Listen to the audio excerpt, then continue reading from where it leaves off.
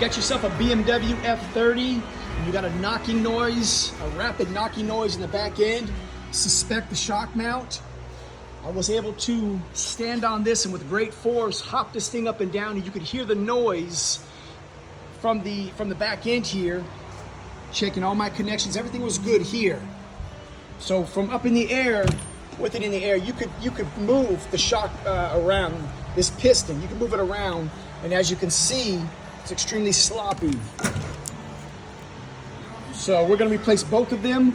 Limp Order makes a nice part, fairly inexpensive, and we're going to do them both and put it down the road. So hope that helps somebody out who's got a knock in the back end.